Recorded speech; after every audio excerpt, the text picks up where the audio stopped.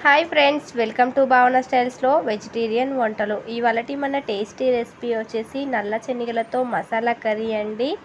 చాలా ఈజీగా సింపుల్ వేలో మనము ఈజీగా రెడీ చేసుకోవచ్చు అనమాట. చాలా టేస్టీగా ఉంటుంది. ముందుగా దానికోసం ఇక్కడ నేను 1 కప్పు వరకు నల్ల శనగలను తీసుకున్నానండి. ఈ నల్ల శనగలు మనకు అందరికీ అవైలబుల్గా దొరుకుతూ ఉంటాయి కదా. వీటిని మనము ఒకరోజు నైట్ ముందుగానే నానబెట్టి పెట్టుకోవాలి. ఓవర్ నైట్ నానడం వల్ల మనకు తొందరగా ఉడుకుతాయి. మీకు నైట్ నానబెట్టడం వీలు కాకపోతే అప్పటికప్పుడు చేసుకోవాలి అనుకుంటే కనుక మీరు హీట్ వాటర్ని యూస్ చేసి ఒక 2 అవర్స్ నానబెట్టుకొని తీసుకోవచ్చు అనమాట. మనకు శనగలు అనేది ఇలా నానిపోయి ఉండాలి. ఇలా నానిన తర్వాత వీటిని ఒక కుక్కర్ తీసుకొని అందులోకి ఈ శనగలని మొత్తాన్ని కూడా అందులోకి వేసేసుకోవాలి. ఇలా ఈ శనగలన్నింటినీ అందులోకి వేసుకున్న తర్వాత శనగలు మునిగేటట్టుగా వాటర్ని కూడా వేసుకోవాలి. ఇక్కడ చూడండి, నేను ఫ్రెష్ వాటర్ని వేస్తున్నాను. ఇలా వేసి మనము ఈ కుక్కర్ మూతని గట్టిగా పెట్టేసుకోవాలి. మూతను గట్టిగా పెట్టుకొని మనము ఒక 3 నుంచి 4 విజిల్స్ వచ్చే వరకు చక్కగా ఉడికించుకొని తీసుకోవాలి. ఇక్కడ చూడండి, మనకైతే శనగలు ఉడికిపోయాయండి. నేను ఇక్కడ 3 విజిల్స్ వచ్చే వరకు ఉడికించాను. ఇలా గాలి మొత్తం తీసేసిన తర్వాత మనము కుక్కర్ మూతని ఓపెన్ చేసుకోవాలి. మనకు శనగలు 80% ఉడికితే సరిపోతుందన్నమాట. ఇక్కడ చూడండి, నేను చూపిస్తాను. మనము ఇలా శనగలను చేతితో ప్రెస్ చేస్తే కొంచెం ఇలా వచ్చేటట్టుగా చూసుకోండి.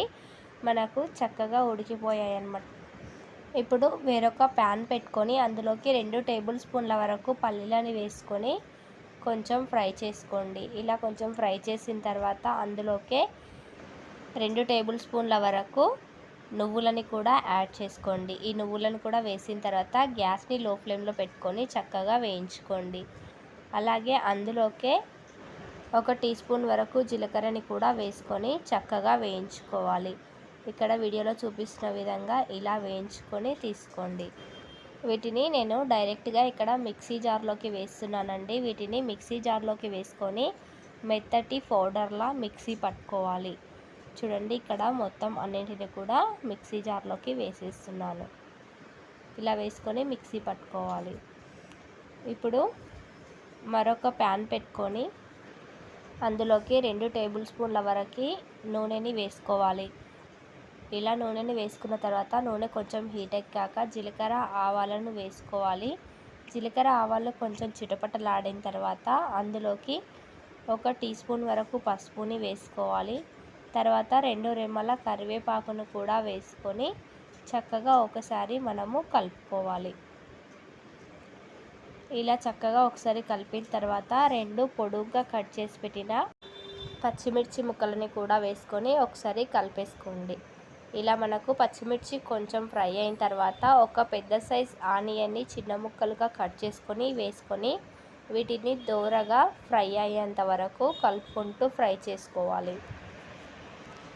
ఈ ఉల్లిపాయలు మొత్తం అన్నీ కూడా చక్కగా మగ్గేంత వరకు మగ్గించుకోవాలి. ఇలా మగ్గించుకున్న తర్వాత మనం ఇందాక ఉడికించి పెట్టుకున్న శనగలు ఉన్నాయి కదండి, ఆ శనగలని మనము అందులోకి వేసేసుకోవాలి. వాటర్ని రాకుండా కొద్ది కొద్దిగా వాటర్ని వేసుకుంటూ శనగలని అందులోకి యాడ్ చేసుకోవాలి.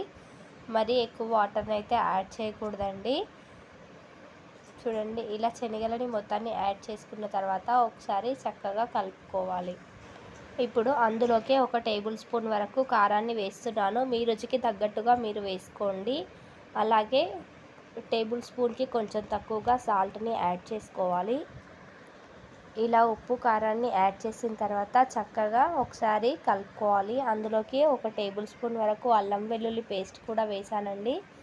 అల్లం వెల్లుల్లి పేస్ట్ అంతా కలిసేలా బాగా కలుపుకోవాలి. ఇలా మొత్తం అంతా కూడా కలిసేలా కలుపుకొని అందులోకి కొన్ని వాటర్ని వేస్తున్నానండి. వాటర్ ఎక్కువగా వేయకూడదు, మనం చూసుకొని వేసుకోవాలి. ఇలా వేసిన తర్వాత మూత పెట్టి ఒక 20 నిమిషాలు అట్లా ఉడకనివ్వాలి. మనకు కొంచెం ఉడుకుతున్నప్పుడు మనం ఇందాక మిక్సీ పట్టుకున్న పల్లి పొడి, నువ్వుల పొడి ఉంది కదా, దాన్ని మొత్తాన్ని కూడా ఆ కర్రీలోకి వేసేసుకోవాలి. ఇలా వేసుకొని చక్కగా మనం ఒకసారి కలుపుకోవాలన్నమాట. అంతా కలిసేలాగా కలుపుకొని మూత పెట్టేసుకొని ఒక 20 నుంచి 30 నిమిషాలు చక్కగా ఉడికించుకోవాలండి. ఇలా ఉడికించుకోవడం వల్ల మనకు గ్రేవీ అనేది కొంచెం దగ్గరగా వస్తుందన్నమాట. ఇప్పుడు చూడండి 30 నిమిషాల తర్వాత మనకు చక్కగా ఉడుకుతుంది కదండి. ఇలా మనకు చక్కగా ఉడుకుతున్నప్పుడు చివరగా మనము దించుకోబోయే ముందు గరం మసాలాని వేసి ఒకసారి అలా కలిపేసి ఒక 2 నిమిషాలు అలా ఉడికించి దించేసుకున్నామనుకో మనకు నల్ల శనగలతో మసాలా కర్రీ అయితే పర్ఫెక్ట్గా రెడీ అయిపోయినట్టేనండి.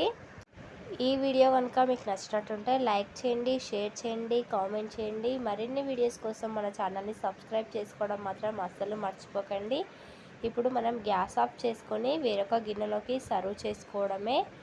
చాలా ఈజీగా ఈ మసాలా గ్రేవీ కర్రీని రెడీ చేసుకోవచ్చు. ఇంట్లో ఏం కూరగాయలు లేనప్పుడు ఒకసారి లంచ్ బాక్స్లోకి ఇలా ట్రై చేయండి. చాలా బాగుంటుంది. ఈ శనగల కర్రీ మనకు చపాతీలోకి, పూరీలోకి, అలాగే రైస్లోకి కూడా బాగా సెట్ అవుతుందండి. ఓకే అండి, బాయ్.